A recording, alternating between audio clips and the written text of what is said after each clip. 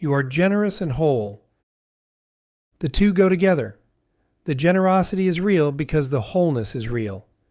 You give from a self that has enough, not from a self that is trying to earn enough. The giving does not deplete you. It does not empty you. It does not leave you smaller than you were. This is what generous looks like when generous is done right. The hand that gives is the hand of someone who is already complete. The dollar that leaves your account is leaving from a place that is not afraid of what remains. The kindness you offer is offered without subtraction, because you do not have to subtract from yourself in order to give. For most of your life, you may have learned a different version of generosity, the version that taught you to give until it hurt, the version that confused depletion with virtue, the version that said the most generous person is the one with the least left over. That version was never true. It was a story that benefited the people receiving more than it benefited you. You can put down that story. The new story is different. The new story says generosity is overflow, not sacrifice. You give from what is already abundant inside you, not from what you wish you had. You give because you have, not because you are trying to prove that you should. You are whole before you give. The wholeness is not the result of giving. The wholeness comes first. You are whole, and from the wholeness the giving flows naturally, like water from a full vessel, like warmth from a body that has its own heat, like light from something that is already shining. This means the giving does not have to be earned by self-denial. The giving does not have to come at a cost. The giving does not have to be paid for in your own well-being. You can give and remain whole. You can give and remain rested. You can give and remain at ease. The wholeness is not a finite resource that drains as you share it. The wholeness regenerates simply by being itself. You give what fits who you are. The amount you give is the amount that fits your life, not what someone else gives, not what you think you should give based on someone else's expectation, not what your culture tells you generosity is supposed to look like, just what is true for you in this chapter with this much. The right number is the number you can give without resentment, without bracing, without depletion. Some chapters, that number is large. Some chapters, that number is small. Some chapters, the gift is not money at all. It is time, or attention, or presence, or a careful word said at the right moment. All of these are generosity. All of these count. The form changes. The wholeness underneath stays the same. There is no shame in giving small. There is no virtue in giving large. The amount is not what makes the gift meaningful. What makes the gift meaningful is the wholeness it comes from, and the freedom with which it is offered. You give without keeping score. When you give cleanly. You do not need to be thanked, though you receive thanks gracefully when it comes. You do not give to be loved. You do not give to prove anything to anyone. You do not give to put someone in your debt. You do not give expecting future return, calculation, or balance. The giving is its own completion. It does not require a return. It does not require recognition. It does not require the receiver to perform gratitude in a particular way. You gave because you had something to give, and giving felt right. That is enough. That is the whole transaction. When the giving is clean, it does not haunt you afterward. You do not replay it. You do not wonder if it was appreciated enough. You do not check to see whether it changed how someone treats you. The gift was given. It is done. You move on, lighter, not heavier. The energy that other people spend rehearsing past gifts and wondering about returns is energy you keep for yourself. You give without rescuing. There is a kind of giving that is really rescuing. It is the giving that tries to fix someone else's life. The giving that is trying to manage another person's emotions.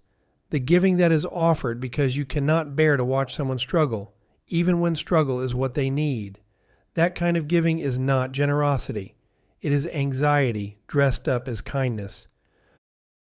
You can tell the difference. Generosity feels open. Rescuing feels gripping.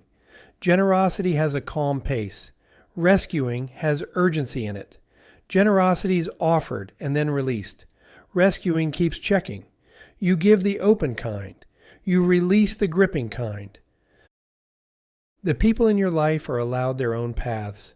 You can support without rescuing. You can offer without solving. You can be generous and still let other people be the authors of their own lives. Your generosity supports their journey. It does not replace their journey.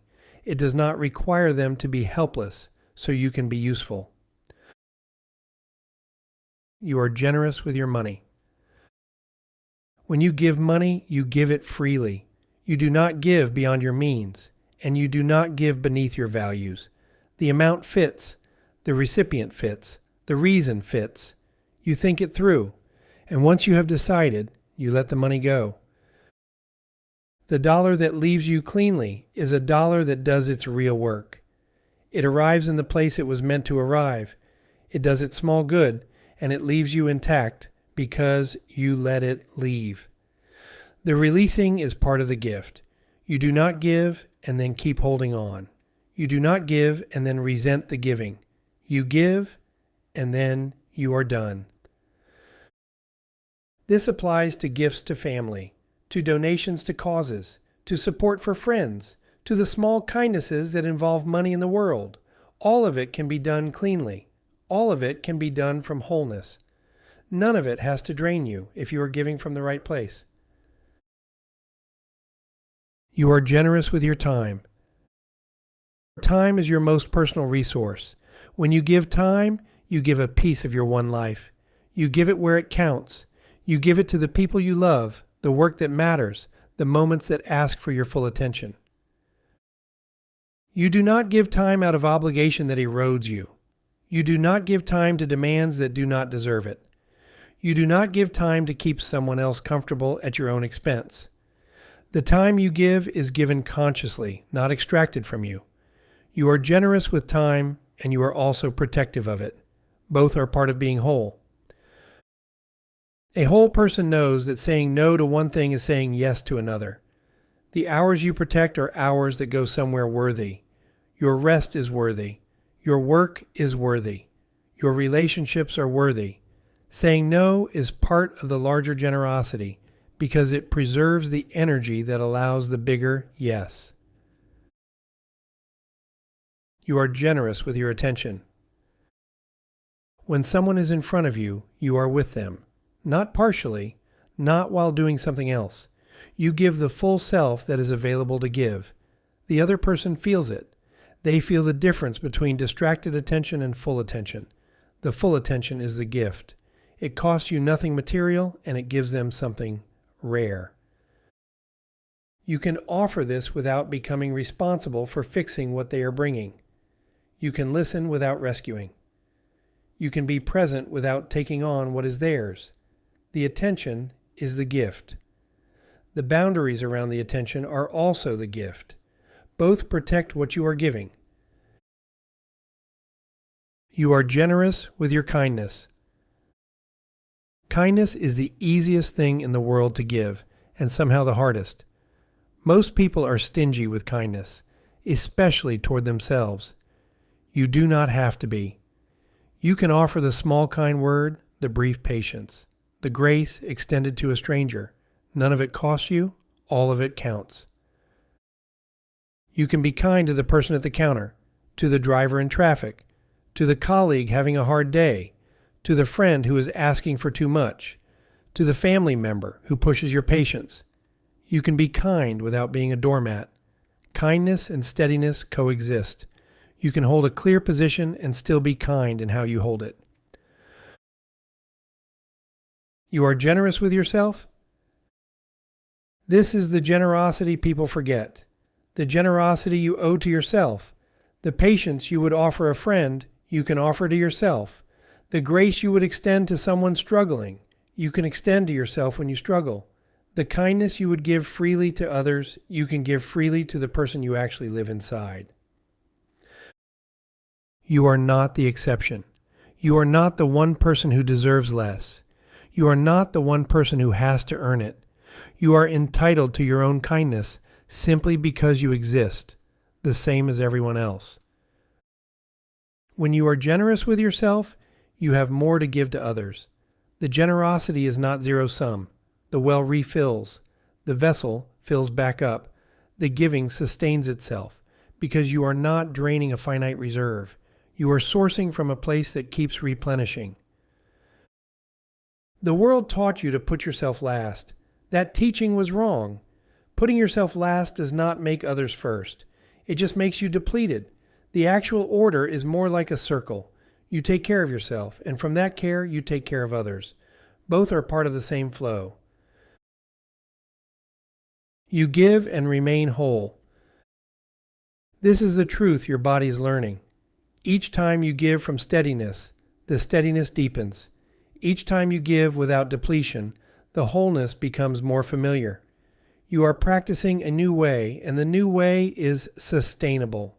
You can do this for the rest of your life. You can give for the rest of your life, and you will remain whole. The old way ended in burnout. The old way ended in resentment. The old way ended in the quiet collapse of someone who gave too much and could not understand why they felt empty. The new way ends differently. The new way ends with you still here, still whole, still able to give again tomorrow. You are someone who is generous and whole. That is who you are now. That is who you are becoming more deeply each time you give cleanly, and notice that you remain intact afterward. The proof is not in any one act of giving. The proof is in the cumulative experience of giving over and over without losing yourself.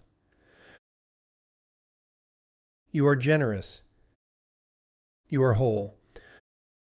You are generous and whole at the same time without contradiction. The two states are not opposites. They are partners. They reinforce each other. They sustain each other. You always were. You are. You will continue to be.